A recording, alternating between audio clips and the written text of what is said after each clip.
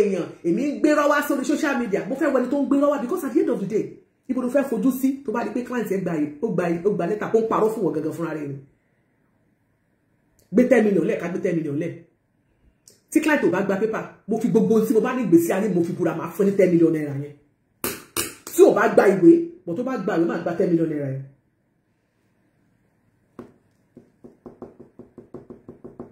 tó bá gba lẹ́tà máa fún ní tó bá gbé pé ká ní pé kò gba lẹ́tà tó mo ń parọ́ máa fún ní 10 million naira ṣé ká lọ tí ò lè bá mi bet tó bá ní 10 million gbé 5 million lẹ̀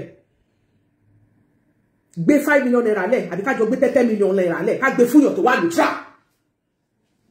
Mo expect wípé bó ṣe máa ń ṣe lórí social media mo fi pé bóyá at least ó yẹ kó gba wájú school kọjá pé ó yẹ kó kàwé tó bá tí ó bá ti kàwé tí ó bá ti wà láàbùrọ̀dẹ̀ èèyàn máa ń step up ni tí nǹkan báyìí bá ṣẹlẹ̀ ṣó fìpé mi màá wá stoop so low màá máa parọ́ mọ́ mú èdè ìṣà èmi mo expect pé kó o tiẹ̀ ní ok lẹ́tà yẹn ẹ bá mi wò dáadáa ṣé phone number lọ́ọ̀yà yẹn wà ń bẹ̀. I expected you to put it through a phone. You understand? Just put a call. Okay, let me just put a phone. A call. Let me just call this man. Let me see if truly, okay, who is lying? Let me just confirm. Let me make my inquiry. You see, you know that kind of a thing. Just put a phone through. Pe lawyer. Àbí kó rán àwọn èèyàn pé bá mi wá address yẹn. Ṣé address yẹn exist? Because mo expect you or no. Kó tí kò ṣe findings kó tó jáde síta mo tó bá ti gbé rọlé ẹ lọ́wọ́ máa ṣe findings tiẹ̀. That is what I normally do. Oh, gbọ́dọ̀ gbogbo bá ti gbé wá fún ẹ ló dé máa gbà. Kò lè kó máa gbà náà. Èèyàn dé wá gbé lọ́bù wọ́n wá gbé wọ́n wá fi bóbú ẹ mọ́lé. Wà dé gbà wọ́n dé gbé rọ́. Wà máa tún tàbí olùbọ̀. Ìwọ náà máa bá wọn broadcast irú nǹkan báyìí. Investigation wo ni wọ́n ṣe? Mo expect kó put a call through hello ẹjọ́ ta ni mo bá sọ̀rọ̀ ẹjọ́ ṣé ló kíní kan wà ń bẹ̀ ẹjọ́ kíní kan o lè rán yan lọ ní o láwọn fans ní Ìbàdàn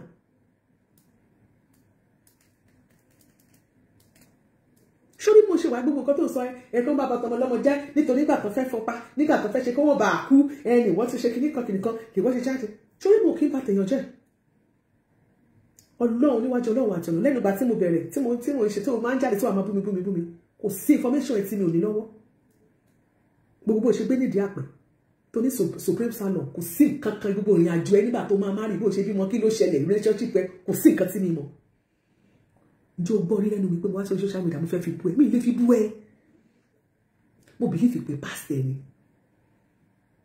àwọn ará àdé ìwọ̀n onídàá àtẹ́jọ́ gbé nídìí àpè wọ́n kẹ́ni touch pẹ̀lú mi àtẹ́jọ́ wá ní Adéníran street kò sí nǹkan tí mi ò mọ̀ I am telling you for free tí bá jẹ́ pé mo máa fi ń ba tèèyàn jẹ́ ni màá ti máa rú kiri màá ti máa sọ màá ní mo fi ń bú ẹ mo ní mo bá mi sọ mi ò lè fi bú ẹ sister mi that was your past mi ba tèèyàn jẹ́ if I cannot come out pé gbogbo nǹkan tí mo wọ́n ti máa sáré bẹ́ẹ̀ jẹ́ la ìjọba yìí mo gbọ́ kí n máa ní mo sọ̀rọ̀ sí ẹ ó yẹ kó mọ̀ pé mi kì í ṣe pé mo ní intention láti bá ti mú èdè jẹ tí n bá fẹ́ ní intention láti bá ti mú èdè jẹ mú èdè òun máa ní kọ́kọ́ ní kó wá síta pé kó apologize in order to allow peace to reign ní gbogbo nǹkan tí mò ń ṣe gẹ́gẹ́ bí abiyamọ ṣùgbọ́n tí client ẹ bá stubborn tó fẹ́ prove pé bóyá òun wise àfi mú dánrin wọ́n á wọ̀n fún tó bá dán èmi kàn bẹ̀yìn ni kẹ́ ẹ bá kó ẹ̀rí ẹ̀ dání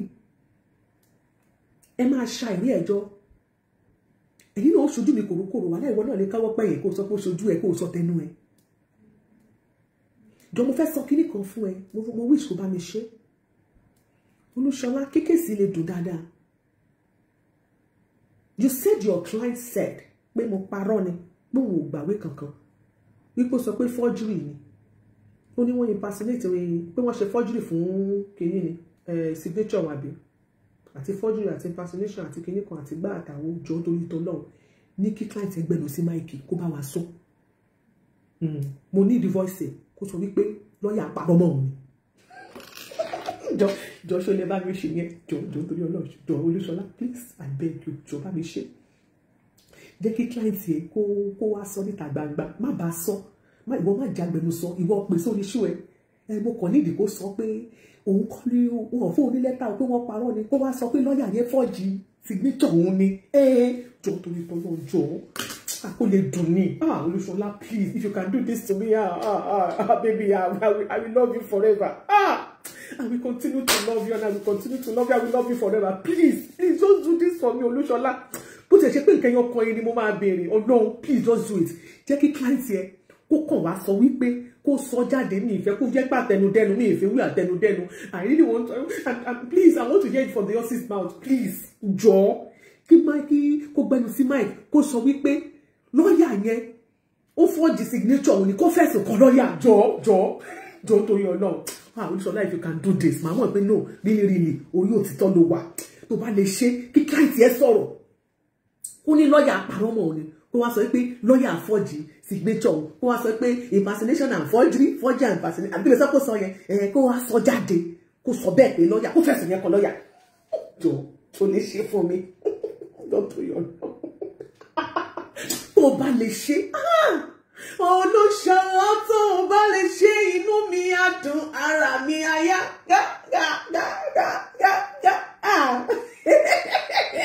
jọ Benny please if you can do this oh no inú mi á dẹ̀ dùn Mimic Master Mimic Master ṣé rí gbogbo tó ti ẹ sọ pé wọ́n ti ẹ pé wọ́n mimic òun kékeré nìyẹn ìyẹn àwọn tó máa fẹ́ àwọn communications ká ní pé ó dùn mí tí Àgbàlá sọ pé òun gba Jésù gbogbo àwọn kiri wọ́n bá wa prove gbogbo ẹ̀ kán gbọ́ wa gbé jáde síta ìgbà tí so èmi kàn rò pé èyí tẹ̀ ń tẹ̀lé for real èyí tẹ̀ ń tẹ̀lé èyí tẹ̀ ń tẹ̀lé á dẹ̀ gbéràn lẹ́yìn lọ́wọ́ ẹ̀dẹ̀ máa gbàgbọ́. Did you think how be daft láti wá sórí ìkànnì táwọn ayé láti lórí social media kí wọ́n máa parọ́ mọ́ Muyideen of all people pé ó lè wò ó lẹ́tà máa parọ́ ni o ẹgbẹ́ yìí lẹ́tà jáde o ó ní signature ń kọ́ o ó ní wọ́n fọ́ọ̀jì ẹ̀ ni o ó ní fọ́júrì ni o ó ní impersonation ni o wọ́n ní wọ́n fọ́júrì àlùrọ̀ kìnnìkan ló ti ẹ̀ pé fọ́júrì àǹkí ló pè ẹjọ́ ẹran mi létí kí ni wọ́n ló pè náà fọ́júrì àǹkí ni ẹjọ́ torí ìtọ́ lọ́n mo bẹ̀ yín ni Madam Olúṣọlá ṣàpọ̀kọ̀ méjì ni mo bèrè fún sí mo nọmba 1 tí mo kọ́kọ́ wáyé mo kọ́kọ́ máa ká máa rí yẹ kó wáyé ni wípé mo fẹ́ kó jáde síta ẹ pè sórí show yẹn pé ẹ jẹ́ kó bá wa sọ̀rọ̀ ó kó sọ gbogbo àwọn Nàìjíríà rere kó sọ gbogbo àwọn Nàìjíríà rere wípé signature ńkọ́ wọ́n fọ́ọ̀jì ẹni pé lọ́ọ̀yà àpárọ̀ mọ́ ni pé lọ́ọ̀yà forge ẹni kó jáde kó sọ pé lọ́ọ̀yà forge signature òun ni ẹjọ́ tó wá pọ̀ jù kó sọ ni bó ti sọ fẹ́ yìí àwọn ò gbọ́ àlẹ́ gbà yẹn wọlé kó sọ bẹ́ẹ̀ nígbà tí ṣe rédíò asọ̀rọ̀ máa gbèsè ẹ jẹ́ kí ó sọ ẹ pé ẹ gbé sórí ṣó kó tún sọ ní tó bá sọ fún yẹn kọ̀rọ̀ lẹ́ti sọ ó lè dìnnà ó máa sọ pé irọ́ ni pé àdéhùn ló máa sọ pé Olúṣọlá pé ó parọ́ mọ́ òun ni tí wọ́n gan bá fẹ́ sàn pé ó parọ́ mọ́ please gbé sórí ṣó ẹ kó fẹnu ara ẹ̀ sọ wípé wọ́n parọ́ mọ́ òun ni fọ́júrì wọ́n ní fọ́júrì ni fọ́júrì Muyideen call it for her okay fọ́júrì ó ní fọ́júrì ni God bless you Sátolúwa Ṣeun Adélékè fọ́júrì ẹni kó jáde síta kó sọ pé lọ́ọ̀yà yẹn ó ṣe fọ́júrì ó fọ́júrì ó fọ́júrì yẹn ẹ má bínú ẹ̀ tẹ́wà lórí ẹsẹ̀ nínú gbá screen tẹ́wà lórí YouTube ẹni kó jáde ṣé ẹ̀ gẹ́ẹ̀tì mi èmi ò mọ̀ bóyá ẹ̀ gẹ́ẹ̀tì mi ṣá ẹ jẹ́ sún screen mi mọ́ bí dáadáa mo fẹ́ máa rẹ́yìn tó mo fẹ́ rójú ẹ̀yin tẹ́ wà ní YouTube kí lè máa kí yẹn kí lè máa wo kọ́mẹ́ǹtì yín Anna Adéògùn Adéẹ̀yọ̀ Gabriel Adébáyọ̀ Ọmọ́tọ́lá Adégbìtẹ́ Adémọ́lá God bless you. Ẹjọ́ torí tó náà ṣe pé mo ti bẹ̀ Olúṣọlá please bring your clients online ẹ gbé wá lórí live ni a dẹ̀ fẹ́ gbọ́ kó sọ pé forgery, kó sọ wípé lọ́ọ̀yà yẹn ó ṣe forgery ni o, pé lọ́ọ̀yà ló forgery orúkọ òun, signature òun ò gba lẹ́tà o, kó fẹnu ara ẹ̀ sọ kí sì yá sí wá dọ̀ sí ẹ má wọrí ẹ jí kó bá ń sọ. Ẹlẹ́ẹ̀kejì, Olúṣọlá, èmi ní ìdí owó Ọlọ́run aṣọ kí mi wá ka bíríìjì ní Amẹ́ríkà, mi ìdẹ̀ wá kó snow já gbé 30 million lẹ̀ blogger belt ọ̀tọ̀ ní náírà belt ẹja ṣe blogger belt or speaker belt àbí kí la máa pè, Facebook belt ní òtẹ́ mọ́ta máa pè. Oh my God, ọba dínà àbí kí àdéṣe wà kí ni ká pè náà o. èyí tẹ́ ẹ̀jẹ̀ sọ ẹ kọ́ mi náà, ṣe speaker belt ni or blogger belt or Facebook belt cyber belt. Ẹ jẹ́ ká pè ṣe cyber belt ló dáa, ẹ jọ̀ọ́ ẹ kọ́ mi kí la máa lò. Ẹ̀yin tẹ́ wà ń bí floral kí ni ká lò? Mo mi ní kẹ́láyẹ ni, ẹ jọ̀ọ́ kí ni ká lò? Ẹ dá mi lóhùn, kí ni ká lò èmi àti Olúṣọlá? Ṣé ká lò cyber belt torí mo ní ìdòrò ká gbé 30 million naira lẹ̀, 30 million naira each. Tó bá yẹ pé client torí wọ́n sọ pé mi mo feed àwọn public ní force kìíní kankan, mo ti fẹ́ wò ká ló ti ẹ̀ ń parọ́ fáwọn public náà, bóyá èmi ni àbí wọ́n ni ẹja gbé 30 million lẹ̀. Ẹni tó bá ní authentic bí ó ṣe wà, ẹni tó bá ti ní authentic lọ́wọ́ ni kó máa kó 20 million yẹn lọ. Muideen belt, wọ́n ní Muideen belt ní ká lò. Ẹni tó ibi tó bá bọ̀ pa lè gbé 30 million yẹn sí, bẹ́ẹ̀ tó bá ti wí kó máa gbé lọ, jẹ́ kẹ́mi àti ẹjọ́ ṣe ká gbé 30 million naira sílẹ̀ cash. Bá dẹ̀ ká jọ gbélé dollars fine, bí i $5,000 ká gbé sílẹ̀. Ẹni tó bá dẹ̀ ti wí kó máa kó lọ. If you can do that for me, mo máa really love ẹ bàjẹ́. Kò sí bàbá ńlá sọgbódogójì tó láyé yìí. Ẹ jẹ́ ká ṣe. Metal belt, àwọn dollar belt, ṣó tán? Blogger belt, àwọn yóò ti sọ fún wa náà. Ekuyoyi belt, cyber belt, okay, mini belt. Local belt, blogger belt. Wọ́n ní bó ìṣe olúwa ní kàṣẹ àwọn fún ìtẹ̀mí. Grace Oyeleke oye. Ẹ sọ ibi tí ẹ trust ẹ fẹ́ ká fún ní 10 million naira. Aunty Shola, please, let's go with that 10 million naira. Mi ò bẹ́ jiyàn púpọ̀. Mo bá rí mo tó pa. Oríṣiríṣi tí mo ṣe lọ́jọ́ yẹn pé kò pọ̀. Ní ìjọ pọ̀, mo fẹ́ káwọn èèyàn bá mi gbogbo lọ fáàní. Èmi èrò jọ púpọ̀. Ẹ jọ̀ọ́ ẹ̀yin tèmi o. We are going to court o. Ẹ ti gbọ́ wípé wọ́n ní wọn ò rí lẹ́tà o. Àrẹ̀tí ni wọ́n láwọn ò rí o. Bóyá ẹrù ló sì ń bá àwọn àmọ́ o. Ìbọn ìbí ọmọdé tó ṣe ń parọ́ fún àwọn godmother wọn o. Èmi ò dẹ̀ mọ̀ bóyá ó sọ tòótọ́ fún godmother tí godmother jáde tó wá sọ nǹkan mi o. Torí godmother Bódìjà bet, ìyẹn dẹ̀ tún da. Ìyẹn dẹ̀ tún da. Ìdùnnú ló ní dẹ̀ tún da. Supporter bet, èmi ò mọ̀ tó ti ẹ̀ ń parọ́ náà méjèèjì. Bóyá Muideen sọ bẹ́ẹ̀ fún Olúṣọlá o. Tàbí ó sọ bẹ́ẹ̀ fún Olúṣọlá àbẹ́ tó parọ́ náà méjèèjì. Tó ló ṣe é ṣe kí Muideen jẹ́wọ́ fún Olúṣọlá pé ìyá ẹ pa mí sílẹ̀ mọ́ pa mí síta kí Olúṣọlá jáde kó wá sọ nǹkan mi. Ó dẹ̀ ṣe é ṣe kó jẹ́ pé tó sọ fún Olúṣọlá lÓlúṣọlá ń sọ. Ṣùgbọ́n pé bóyá sọ fún Olúṣọlá nìyẹn, Olúṣọlá ò fi mọ̀ kó gbàgbọ́. Ó ṣe investigation ẹ̀kọ́ tó jáde síta. Torí tó bá yá a máa wẹ̀rẹ̀ tó parọ́ fáwọn public.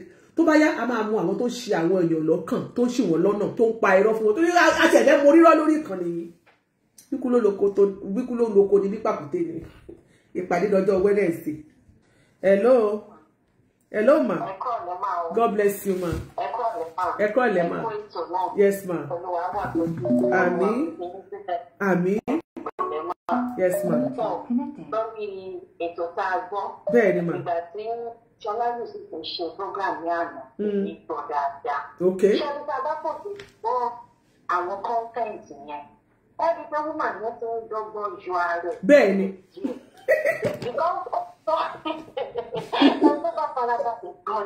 Bẹ́ẹ̀ni. Ó tó pé woman yẹn gan tí ń wò pé bóyá bọ́ ẹ̀yẹn kan kò nàbọ́ fún wọn. Kò nàbọ́ fún wọn. Because ó sọ nínú ọ̀rọ̀ ẹ̀, ó ní tó bá ṣe pé irọ́ ló pa lọ́yọ̀ wọ̀ ní wọ́n ń gbé ẹ̀. Ó lágodi ló lọ straight.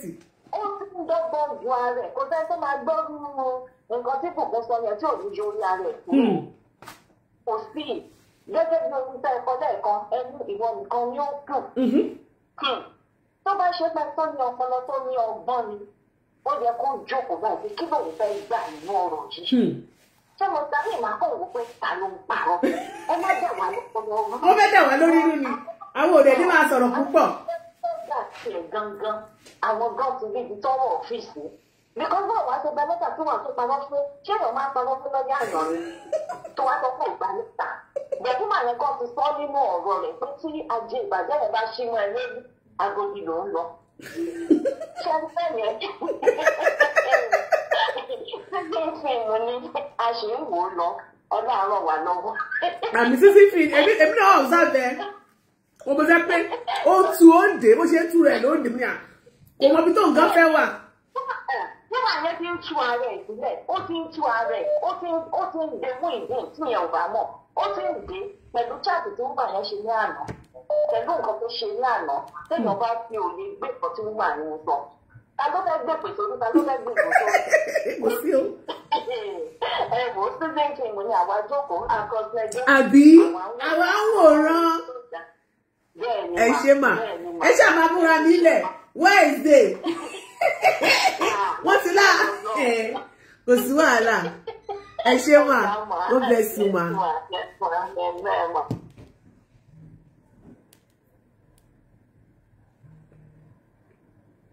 ó yẹ kí n connect ẹ mọ Bluetooth. Hello. Hello, my godfather. Yes, sir. Era, sir. Àwọn nìyẹn o. Ọlọ́run á gbà wá lọ́wọ́ Olúṣọlá àti àwọn ọlọ́pàá. Tọ́. Àwọn ò gbọ́dọ̀ máa sọ̀rọ̀ púpọ̀. Bluetooth second device connected.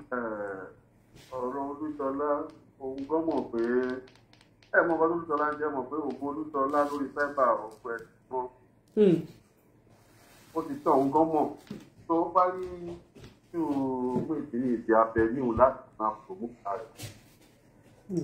Tó jẹ́ pé tó bá rí òun tó bá ti ṣe jáde ẹ fẹ́ padà lẹ́yìn mú ìdí ààrẹ mọ́ ni. Mọ̀ kọ́rọ̀ mú ìdí iná jẹ́ kó relevant díẹ̀ jẹ́ òun gan mọ̀ pé òun ò sínú àwọn tó ń sọ. Tó bá ń ṣe fúnta mi lọ́wọ́ àwọn tó ń wà ń bẹ̀ ẹ wo kọ́mẹ̀ntì ẹ wo ìbò. Òun náà máa sọ pé 30 ó ní máa ń 35 views. Kó o ṣeré ó bá ń bẹ̀ kó o ṣeré. Ajá lé bàbá mi nù. Àwọn èèyàn náà yọ tẹ̀ wọ́n fi tó tọ́ wa òun gan mọ̀ tó orí sì nìyẹn tó fẹ́ pé gbogbo òtọ́ tó òun gan bá nínú ara òun gan mọ̀ ẹ̀rọ láti háìdè láti jẹ́ fún àti promote rẹ̀. Àfààfà pàdé pé àjẹ́dọ̀bì tó bá dẹ̀ wà á jáde olójú òun náà mọ̀ bó ti ṣe máa ṣẹ́ tó ń ṣe ni. Tó o pé ìwà tó bá ń kó àbọ̀rọ̀ tó bá ń sọ ẹ má rí òun gan mọ̀ nǹkan tó ń ṣe. Ó bẹ́tà gan kó máa fi ohùn dá méjì kó Olúṣọlá máa fi ohùn dá méjì bó ṣe ọ̀rá kó máa sọ bẹ́ẹ̀.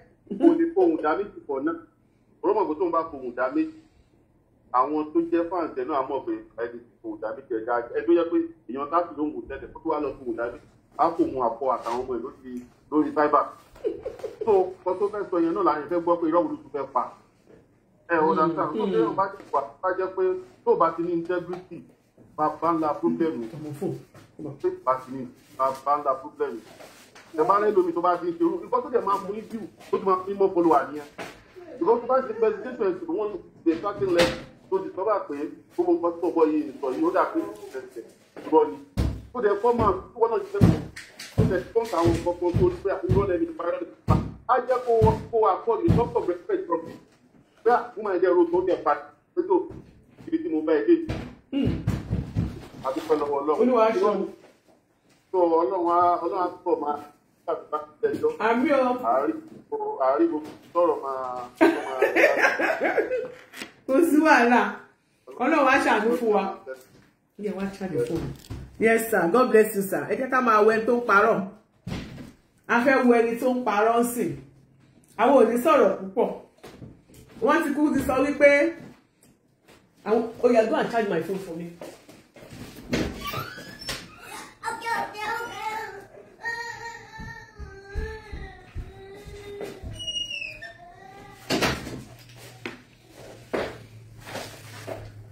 Ẹ jẹ́ káwọn ẹni tó ń parọ́ àwọn ò ní sọ̀rọ̀ púpọ̀ tá bá ti ń sọ̀rọ̀ púpọ̀ máa dàbí ẹni pé Ìyálájé ń sọ̀rọ̀ púpọ̀ ó ń sọ̀rọ̀ ó fẹ́ mọnú mi ni ẹ̀ẹ́dẹ̀ ní láti mọ nǹkan tẹ́ ẹ̀ ní láti mọnú mi ò ní jáde síta kí n wá parọ́ fáwọn èèyàn kẹ́ bá sọ pé irọ́ ni Muyideen ò gbàwé mo ti gbọ́ ó dá o wọ́n ní Muyideen ò gbà hello wọ́n ní Muyideen ò gbàwé wọ́n ní rọ́là ń pa o àti gbọ́ Ìjàpá sọ pé ijọ́ tóun ti jágbọ́n ọ̀hún ní ọrùn tí wọ́n mọ́ èwo tí ẹ̀ ní ágúmẹ́ǹtì bóyá ó gba ìwé tàbí kò gbàwé ṣé bó lóun ò gbàwé the only thing tí mo expect kò ní Ṣọlá ṣe ni pé mú ìdíwọ̀n sórí afẹ́fẹ́ jẹ́ kó sọ pé fọ́júrì lọ́ọ̀yà àparọ́ mọ́ ni pé lọ́ọ̀yà ló fọ́jì signature jẹ́ kó wá sọ fún wa lórí afẹ́fẹ́ ló bá tán kí ló pọ̀ ló bá tán wàláì kókàn tiẹ̀ sọ báyìí pé lọ́ọ̀yà ló fọ́jì ẹ̀ o fọ́júrì àbí wọ́n lọ pé wọ́n ní fọ́júrì àbí wọ́n lẹ́sẹ̀ pé ó ṣe pè náà gbé bọ́dì ẹ̀ God bless you jàre lọ́ọ̀yà ló ṣe fọ́júrì o òun ò mọ nǹkan kan pẹ́ kókàn Olúṣọlá mú client ẹ̀ wá kó wá sọ gbogbo ilẹ̀ ti lulẹ̀ Ọlọ́run gbogbo nǹkan tẹ̀ ń sọ àmọ́ ni ẹ lọ kó lọ́ọ̀yà yín jọ ká wá wo ibi téèyàn ti máa ń ṣe tó máa fi ń jẹ lọ ẹgbẹ́ rí yín jáde Olúṣọlá náà dẹ̀ máa ń sọ̀rọ̀ bó ṣe máa ń sọ̀rọ̀ wáyé òun rí ta ló sọ̀rọ̀ pé Abọ́sẹ̀dé kí lóde tẹ̀yìn máa ń sọ pé òun ẹ̀kọ́ ṣó òun ẹ̀kọ́ ni èèyàn wà nílé náà ẹ ti máa ń sọ pé bọ́ìsì ní ẹ̀kọ́ ṣáà ìkọlẹ̀ sọ́lọ́jọ́ ẹ̀pọ̀ òun ẹ̀kọ́ ẹ tún dé lónìí ẹ ló ń ẹ̀kọ́ Ọlọ́run ṣàánú yín ẹ lọ change fóònù yín ẹ lọ sọnù ẹ já ta fóònù yín ká fowó ẹ̀rà nǹkan tó ń ṣe ẹ má bínú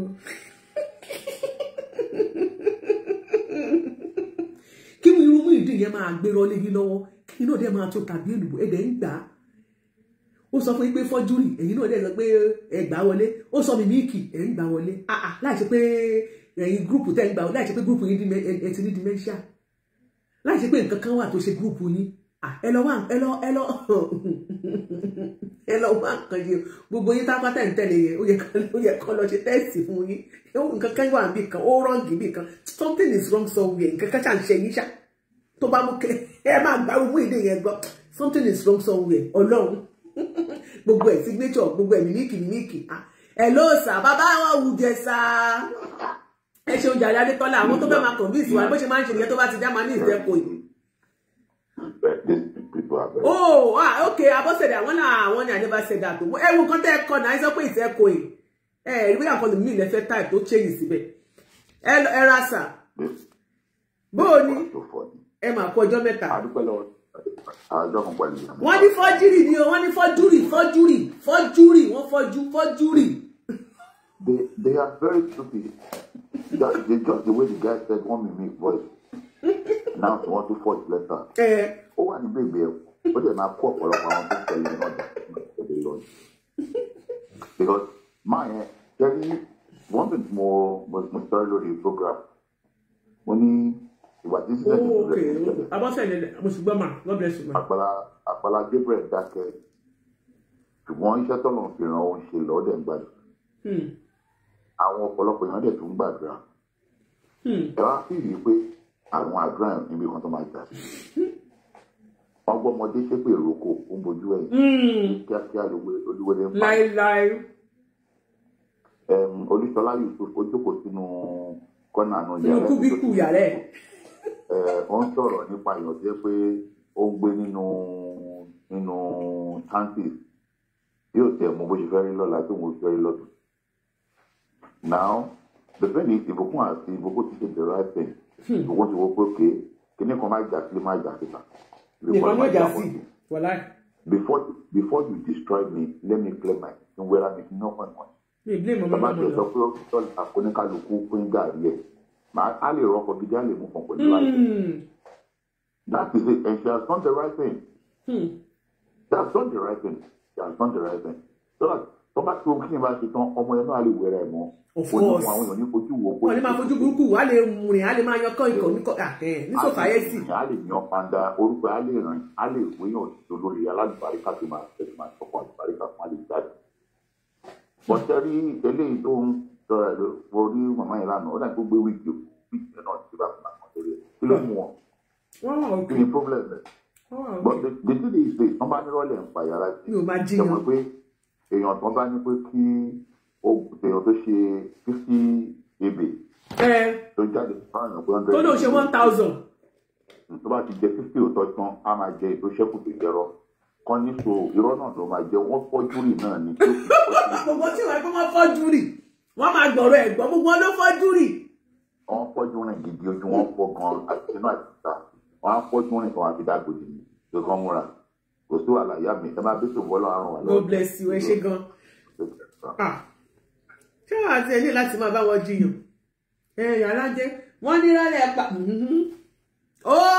mo ti gbé wọ́n ní rọ́ ni mo pa èmi ò máa bá yín jiyàn àwa ṣáà ń ka òní Sunday ọ̀la ló máa pọ́jọ́ kẹfà Tuesday ló máa pọ́jọ́ keje ó gba lẹ́tà o kò gba lẹ́tà o ó parọ́ fún yín o bóyá yín lẹ parọ́ mọ́ o àbódé ẹ̀ parọ́ fún yín o ẹ lọ tẹ̀ ń fún dáadáa ẹ lọ tẹ̀ ń fún dáadáa báwo yẹn tiẹ̀ mọ́ tẹ̀ ń fún ẹ mọ́ jẹ́ kí fún ẹ túta ẹ fi ilẹ̀ Olúṣọlá ti ń fàìdí àsọ wípé tó bá jẹ́ pé ó parọ́ fún òun tó jáde síta tó parọ́ fún bọ̀ mo fẹ́ kó sọ Olúṣọlá ó máa tó parọ́ pé òun ò sọ bẹ́ẹ̀ fún ẹ tó bá ti mọ̀ wá mú èdè ó máa lóun ò sọ bẹ́ẹ̀ fún ẹ ní kó wá gbẹ́nu sí máìkì lọ́dọ̀ ẹ̀ sọ fún pé mú èdè ọ̀rọ̀ tó bá mi sọ ní kíní ní kọ̀kọ̀ tí mo bèèrè lọ́wọ́ ẹ pé mo wà gbọ́ nǹkan báyìí tó sọ pé irọ́ ni wọ́n á sọ níta gbangba kó dẹ̀ sọ wípé lọ́ọ̀yà ló ṣe fọ́jú rí o signature nǹkan o wọ́n fọ́ọ̀jì ẹ̀ ni pé ẹ máa rí capital letter signature nǹkan ni o kò sí signature yẹn sí kò sí signature yẹn signature wò sí o ó lọ àlọ́dọ̀ àwọn DSS o ó ló wà lóṣogbo o ìwà ni kò tiẹ̀ ní ìdí àròyé gbogbo explanation yẹn kò ní ìdí ní kó jáde kó wá sọ pé fọ́jú rí ni kó sọ bẹ́ẹ̀ pé lọ́ọ̀yà parọ́ mọ́ kí kéèsì yẹn lè dùn dáadáa tó kó lè dùn náà ni kì í ṣe pé bí àkẹ́kẹ́ máa wà bẹ́ẹ̀ kó dùn náà ni wọ́n láwọn gbogbo yín lọ́wọ́ ẹ já ní sùúrù mọ́mí Adéníkẹ́ tó yẹ God bless you ẹ jẹ́ ká ní sùúrù di Tuesday ti dé tán mo lè sọ fún yín gbogbo tó bá yẹ ká ṣe lẹ́sẹ̀ tó tẹ̀sẹ̀ tẹ́ bá fẹ́ pè mí lórí ọ̀rọ̀ yẹn ẹ kàn sí mi lórí WhatsApp mi 3+1 317 429 7082 torí wọ́n ti jẹ́ wọ́n ti sọ fún wa pé wọ́n lá àwọn ò ní owó kankan káwọn fẹ́ náà tiwa àwọn olówó àtúpàdé lówó ṣùgbọ́n àlọ́lọ́ adẹ̀ láwọn èèyàn tí wọ́n jẹ́ abí ọmọ tòótọ́ tí wọn ò fẹ́ kí ibi ó ṣẹlẹ̀ tí wọn ò dẹ̀ fẹ́ kí ẹni tó jẹ̀bi ẹni tó jàre wọn ò fẹ́ kó jẹ̀bi táwọn náà ò bímọ tí wọn ò fẹ́ kí ayé ìbùkún bàjẹ́ ìbùkún ò jáde kò parọ́ mọ́kọ ẹ̀ náà wáyé tó fi parọ́ mọ́ ìyàwó ẹ̀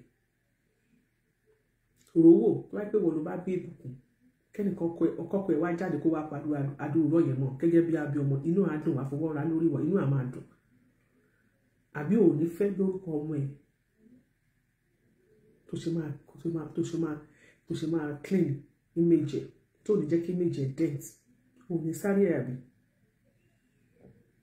ọlọ́run àrùn gbogbo yín lọ́wọ́ ọlọ́run níjà fọ́jú rìn ọlọ́run níjà fọ́jú rìn o àwọn kan ti ń fọ́jú rìn o mú ìdí ni wọ́n fọ́jú rìn ó bẹ̀ ń gbélé yín lọ́wọ́ yìí náà dẹ̀ tún fọ́jú rìn ọlọ́run mọ̀jà fọ́jú rìn o ẹjẹ́ àmọ́ lajúlẹ̀ tá a bá ti rìn o mọ́mí Ìyábọ̀dé Adébíyì ẹ jẹ́ máa lọlé o kò sọ̀rọ̀ púpọ̀ tá a fẹ́ sọ o èmi kan ẹ̀bà kan máa ń sọ fún Olúṣọlá pé nǹkan méjì ni mo tọrọ kó bá mi gbé client ẹ̀ jáde ẹlẹ́ẹ̀kejì bóyá ó gba lẹ́tà àbí ó gba lẹ́tà rẹ̀ ẹ jẹ́ ká jọ bẹ́ẹ̀ tẹ̀lé 30 million naira tó bá dẹ̀ fẹ́ ká gbé ní $5,000 kò sí wàhálà mo wà nílé tó bá ti rẹ́dì èmi náà ti rẹ́dì ẹ jẹ́ kó sọ kóhùn fún ara rẹ̀ kó fún wa lẹ́ni tí mo máa kówó yẹn fún kó suggest ẹni tí olúwa trust wọ́n ní tá a máa jọ gbé 30 million yẹn lẹ̀ fún káwá kí gbogbo àkáwá ògbó ṣe ọlọ́mọdé àfọ́jú rìn bí ẹ̀ bá ti ẹ̀fọ́jú ṣúgbọ́n òní òṣèmọ́ ni yóò mọ̀ yín gátagàta ẹ̀ lajú yín o ṣé blogger bet ní ká ṣe mọ́mí Olúwọlé ọ̀gbẹ́ni Olúwọlé Awósànyà ṣé blogger bet ni ẹni tí màtí Buyidi sọ̀rọ̀ wọ́n ní kó náà wá búra excuse me pẹ̀lú gbogbo bó ṣe ń sọ̀rọ̀ kò jáde síta kó wá sọ̀rọ̀ ó tún jáde síta ó ní wọ́n fún gbogbo nǹkan ó ṣà máa ń parọ́ àbọ̀bọ̀ mú ìdí yẹn parọ́ ṣá no ṣe láwọn fámílì mú èdè wọ́n lajú wọ́n lẹ́sìn yìí o táìmù tó yẹ kẹ́ tètè ṣe àtúnṣe kí nǹkan má bàjẹ́ ìní ṣe tí ẹ bá jábí ọmọ lóòótọ́ táìmù tó yẹ kí ìyá ẹ̀ kó tètè lọ ṣe àtúnṣe lélẹ̀ kí ẹ jẹ́ kí ọmọ yín kẹ́ lọ tẹ̀ nínú dáadáa kó tètè ṣe àtúnṣe wọ́n bá yé sórí at the end of the day àfọwọ́fà ní gbogbo nǹkan tí mo ìdí ṣe àwọn àdé ní sọ̀rọ̀ àwọn máa fọwọ́ lẹ́rú báyìí ìbùkún gọ̀ǹsán gbogbo wa ń gbádùn ẹ ó yá ìbùkún gọ̀ǹsán gbogbo wa là ń gbádùn ẹ gbogbo wa là ń gbádùn ìbùkún. God bless you all. God bless you sister Bọ́sẹ̀dé Ládàánú mi ìmọ̀ orúkọ yín pronounce báwo mo ṣe máa pronounce surname mi yẹn Ládàánú àbí mi ìmọ̀ ẹ wá sórí WhatsApp mi ẹ pronounce ẹ fún mi lọ́jọ́ mi ní máa pè Robin Tóyìn God bless you ma mi ní máa pronounce ẹ dáadáa. Ògúnlùyì Ògúnládé Kòfórọ́lá God bless you ma. Ayọ̀bámi Ààrẹ Àyàndá God bless you sir. Time tó yẹ kí gbogbo àwọn abiyamọ tó wà ní family ẹ̀ kan jáde lè káyọ ọmọ wọn má bàjẹ́ ẹ lájú yín kalẹ̀ kó mọ parọ́ fún yín kó mọ gbá lẹ́tà ó lọ́dún àánú yìí ò ṣe mí èèyàn kan bá pariwo bó bá kọ ya alájẹjọ bá mi ṣe kiri kan mi ò bá yàn bẹ̀bẹ̀ tó bá ti bọ́ sórí táàmù tó yẹ kẹ́ lè ṣàtúnṣe ń sìn tẹ́ bá fẹ́ ká bẹ̀bẹ̀ rí ká yanjú ẹ̀ ṣùgbọ́n tó bá pẹ́ bá dúró ní dúró wípé òótọ́ ló sọ fún yín wàláhì wọ́n fi tepúlù wọn fún ni kò sí wàhálà èmi ò kè sọ̀rọ̀ púpọ̀ ẹ jẹ́ ká jọ fẹsẹ̀ sígbà náà. My name is Aki Anabi. I'm a video director and TV producer of Akomolowe on African Magic. Keep watching Drive TV. olólùfẹ́ Drive TV àti gbogbo ẹ̀yin tí Fẹ́mi Sola ẹ máa wo Drive TV. Keep watching Drive TV. My name is Wole Agba. Taking this time out to tell you all that you keep watching Drive TV. What drive ẹ̀wọ̀n ní ògo ẹ̀? What drive ẹ̀wọ̀n fulfilment? What drive ẹ̀wọ̀n bí tó bá lọ? Ó ní iṣẹ́ rẹ̀. Ibi ni kò máa wò Drive TV. Thank you. Chloe. Drive TV. Driving you around the world.